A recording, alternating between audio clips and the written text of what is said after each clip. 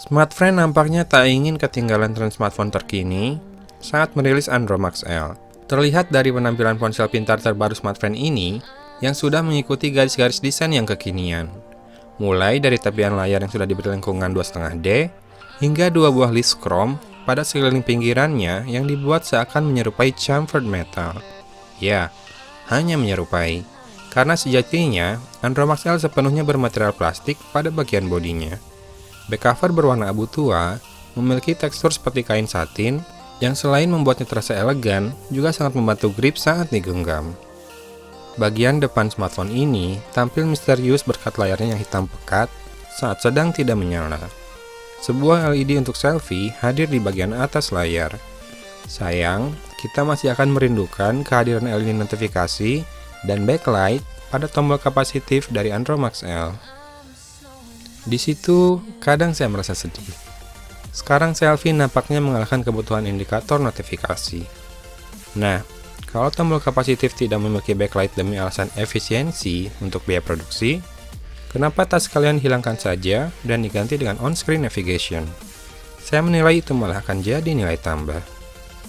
Dibekali prosesor Qualcomm Snapdragon 212, Android Max L menawarkan peningkatan pada layar dan kamera dibandingkan seri Android Max tahun lalu, Android Max E2 Plus.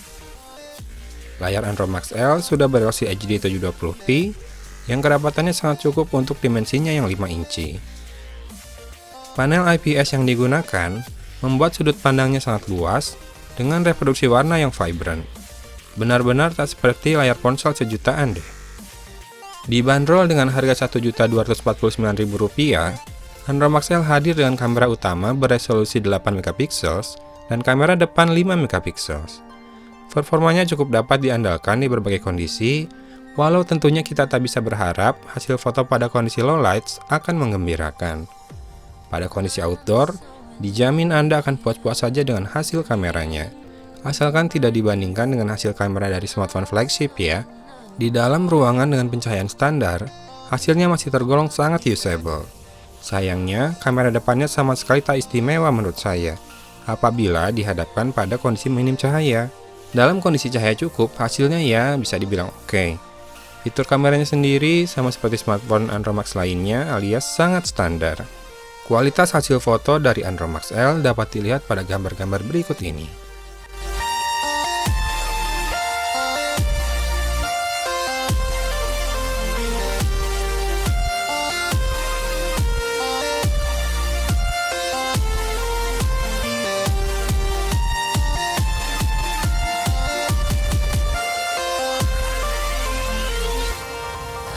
I'm so in love with you.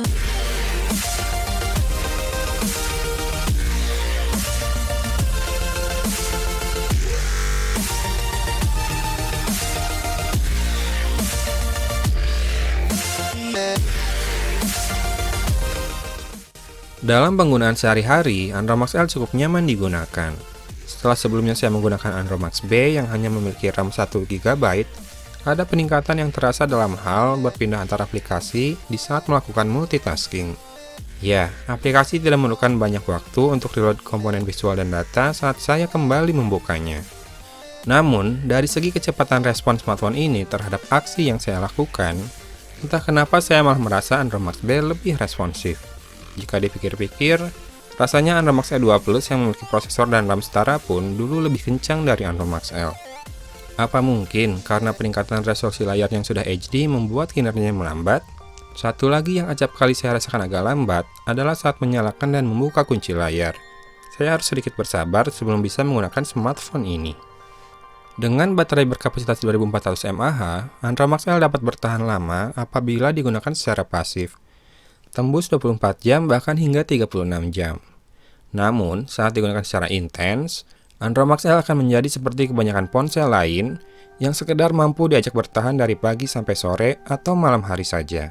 Storage nampaknya tidak akan menjadi masalah pada Android Max L karena memiliki internal storage sebesar 16GB disertai dengan slot micro SD yang dedicated.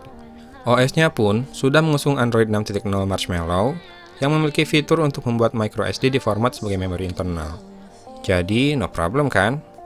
Performa gamingnya sendiri tak jauh berbeda dengan Android Max B, di mana saya merasakan ada sedikit gerakan tersendat dalam gameplay serta animasi visual yang kurang halus. Rupanya hasil pengukuran performa Qualcomm Snapdragon 212 tidaklah terpaut jauh dari Snapdragon 210. Dan lagi-lagi, ketidakhadiran sensor giroskop membuat Anda yang hendak menggunakan smartphone untuk keperluan gaming serta VR harus berpikir dua kali sebelum meminang Android Max L. Ini adalah kelebihan smartphone Android Max L menurut saya. Pertama adalah layar yang istimewa untuk smartphone dengan harga sejutaan. Kemudian kamera yang cukup dapat diandalkan. Perbandingan spesifikasi dengan harganya cukup baik, RAM 2GB, memori internal 16GB, dan sudah menggunakan prosesor Snapdragon. Sudah Android 6.0 Marshmallow, bisa membuat microSD jadi internal storage. Baterai dapat dilepas, serta slot microSD dedicated. Terakhir ada fitur gesture untuk double tap to wake. Dan kekurangan smartphone Android Max L menurut saya adalah lagi-lagi smartphone terbaru Smartfren justru mendapat saingan ketat dari seri Android Max lain. Kemudian jaringan 4G hanya bisa diakses oleh SIM card Smartfren saja. Daya tahan baterainya pun tak bisa dibilang istimewa. Tidak adanya LED notifikasi maupun backlight pada tombol kapasitif. Serta performanya agak lambat, terutama saat berpindah aplikasi walau multitasking terbilang lancar. Tahun ini, saya agak dibingungkan dengan strategi Smartfren dalam menggelontorkan produk barunya. Sebelumnya, ada Android Max B yang tanggung banget price positioningnya di antara Android Max A dan Android Max E2 Plus. Kali ini Android Max L menghadapi tantangan berat untuk dapat terjual dengan baik, mengingat pada saat saya membuat review ini, Smartfren menjual Android Max Air Special Edition dengan harga promosi Rp999.000 saja. Kalau saya harus pakai smartphone Android Max, saya mungkin akan memilih Android Max Air Special Edition saja. Dengan selisih harga Rp1,4 juta lebih murah, saya mendapat prosesor Snapdragon 410 dengan layar dan kamera yang setara. Jika dibahas tanpa membandingkannya dengan deretan Android Max lain, sebetulnya Android Max L dapat dikategorikan sebagai smartphone yang memberikan value yang baik. Saya yakin, di level harga yang sama, Anda akan kesulitan menemukan produk smartphone 4G resmi lain dengan layar sebaik Android Max L. Ya, layar Android Max L menurut saya adalah bagian paling menonjol dari smartphone ini. Panelnya membuat layar terlihat cerah dan terlihat baik dari berbagai sudut, sementara tepian yang 2,5D menambah kecantikan dari ponsel ini. Saran saya, kalau mau meminangnya, bersabarlah dahulu. Ingat, dulu Android Max E2 Plus dijual pada harga yang sama dengan Android Max L, di harga Rp1.249.000. Sebelum dalam hitungan minggu, terjun bebas ke angka Rp999.000 saja. Dan kalau sampai terjadi Android Max L harganya turun sampai sejauh itu, rasanya akan sangat worth it di harga segitu. Anda bisa sabar? Dari Kota Cimahi, saya cukupkan reviewnya sekian. Saya pamit undur diri. Wassalamualaikum warahmatullahi wabarakatuh.